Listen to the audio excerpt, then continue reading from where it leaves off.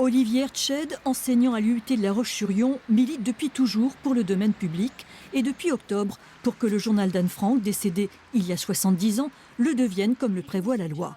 Mais le fonds Anne Frank, situé en Suisse, considère qu'Otto Frank, le père de la jeune fille, décédé lui en 1980, qui avait corrigé la première édition, en est le co-auteur, ce qui renverrait à 2050 le domaine public. L'enseignant en fait un combat personnel.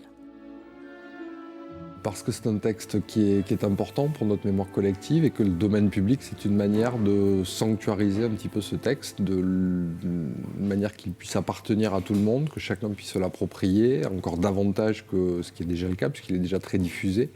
Mais l'entrée dans le domaine public, c'est la manière de sanctuariser le texte et c'est aussi le moyen de remettre pour d'autres éditeurs ce texte dans un circuit commercial, de produire d'autres œuvres à partir du texte, en respectant l'esprit. Pour avoir publié des extraits de l'ouvrage sur son blog, l'enseignant s'est vu sommé de les retirer par le livre de poche et menacé de payer une amende de 1 000 € par jour par l'avocat du fonds suisse s'il ne revenait sur sa position.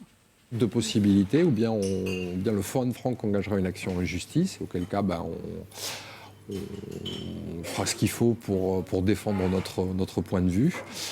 Mais en l'état, effectivement, il faudra à un moment donné qu'un juge dise le droit sur l'entrée de ce texte dans le domaine public. Le journal d'Anne Frank, publié à 30 millions d'exemplaires, devient une affaire financièrement sensible. Pendant ce temps, le Mein Kampf de Hitler tombera demain dans le domaine public.